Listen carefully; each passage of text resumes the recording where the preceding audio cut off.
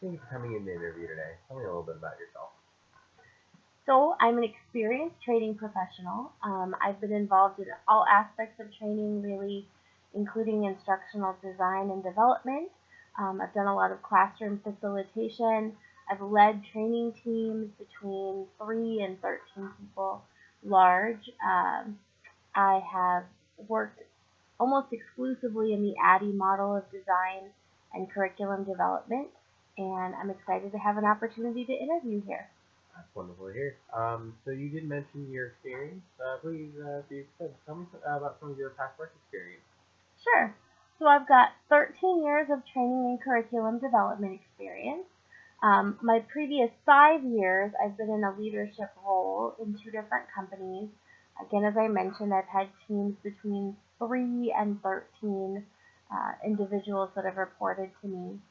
I've moved from the real estate advertising industry into the health insurance industry, so that was an interesting change of perspective, if you Oh, will. definitely.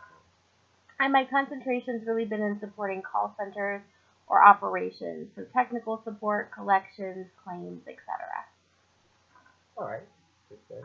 And then, if you could, describe a time when you worked well on a team. Certainly. So recently, actually at Aetna, I was selected to be on an LMS requirements team. And what our job is going to be is to, or was rather, was to put together the requirements that would be necessary for a new learning management system because we're considering moving to a new system when we roll into 2017. So um, what I did to work well on that team is once I realized I was identified for it, I actually reached out to the project lead directly and I asked what I could do to help and be prepared for the first of a series of 3 meetings we were going to host. And those meetings were supposed to be about 2 to 3 hours in duration, depending on the meeting. And I thought, if I have the right prep work done, maybe we can minimize that time. So I reached out to her, and she did say if I pulled together the requirements from my team and created scenarios that made those kind of come to life, that might be helpful to her. So I did that, and we were actually able to wrap the project in about 2 hours worth of meetings versus 6 to 7. So we saved the company time and money. Sounds like an ideal environment for you. With discussing ideals, tell me about a time when you had too many things to do and you had to prioritize your tasks in a situation that may have not been as ideal for you. Thank you. Okay, yeah. So recently, actually, this happens a lot in my current role, but most recently, I have been tasked with launching a training liaison program. So it's basically identifying people in the business who can serve as a go-between between our training team and new hires that are just transitioning out into their role. There's several moving pieces involved. So there are email communications that have to be sent. There's FAQs that I have to build. There's social media that I have to put together. And then there are a few processes that weren't quite as smooth as I anticipated they were going to be. So I have to iron out those processes as well. And that would all be okay, except that this launch coincided with all of my mid-year reviews.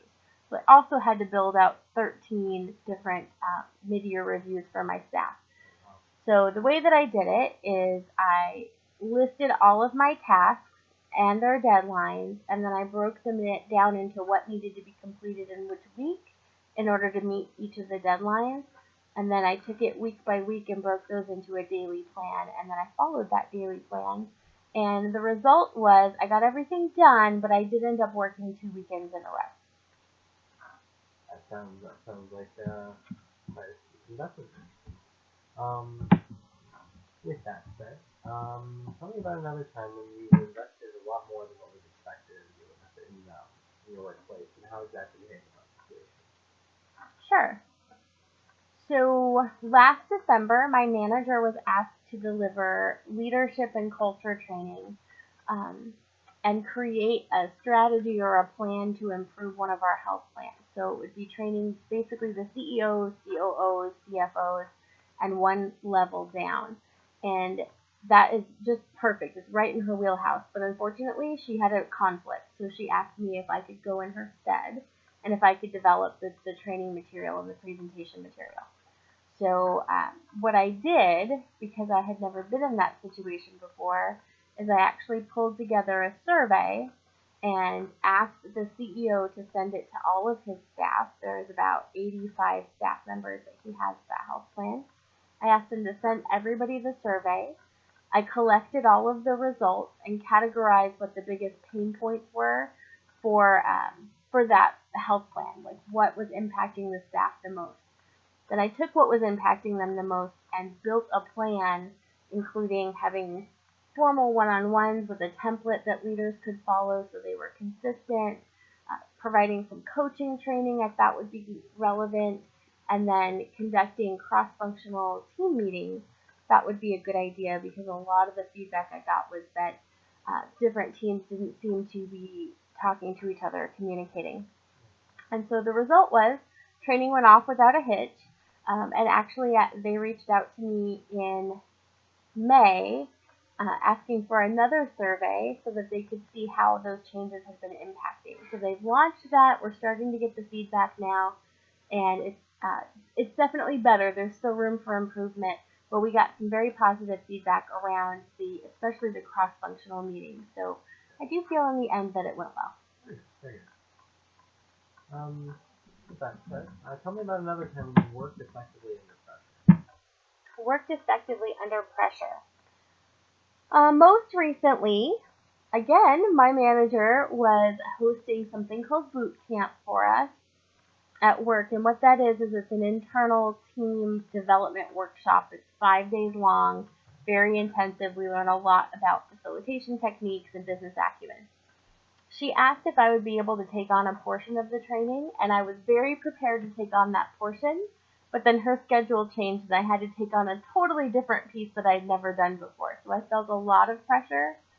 And what I did, since I hadn't prepped for the section that she asked me to take on, is I asked all of the attendees, there were 17 of them, I asked them to split into 3 different groups.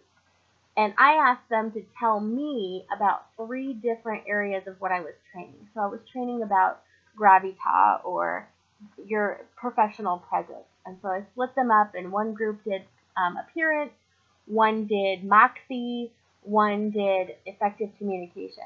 I asked them to tell me everything they knew about it, and then I validated what they said. And when we went through the PowerPoint, we were really just kind of reviewing, and I could call back and say, just like Cindy said, we see that with professional appearance, being well-groomed is important. And so instead of it coming off like me just reading a PowerPoint, it actually became a fun group activity that we did, and I received excellent feedback. People really enjoyed the opportunity to share their own perspectives. As I said. So it does sound like you do take a lot of initiative in your day-to-day work, but I would like to know an example of a time that you've actually specifically centered around you taking initiative. A time when I showed initiative. Okay. So about 2.5 years ago, when I was first hired at Aetna, I was in curriculum development exclusively, but I noticed that some trainers seemed to prepare for their training programs a lot faster, and they became competent a lot quicker than others. And so I saw a need for us to have some sort of clear roadmap to preparing for class. So I conducted some interviews on my own, found out what these individuals who were becoming competent quickly, what they were doing and how they were putting that information together and connecting the dots. And then I created a checklist based off of their information, and I distributed it. I was going to use it for myself because I knew eventually I would have to train a class, but I ended up sharing it with a few people on my team, and it made its way around the team. And now 2.5 years later, it's actually used by my team and 2 other learning teams as sort of a litmus test for being ready to deliver a class. So that was a time that I was able to show initiative. Alright, well, with all of that said, is there anything else you'd like us to know about you? Anything else I'd like you to know? Well, I would say that I am highly motivated. I have a spirit of continuous improvement. I very much believe in coaching and feedback, so I appreciate any coaching and feedback that you can share with me. and we'll work to integrate it quickly. And I appreciate the opportunity to speak with you in the future. Well, absolutely. It's an absolute pleasure, and have a wonderful rest of your day. Thank you. You too.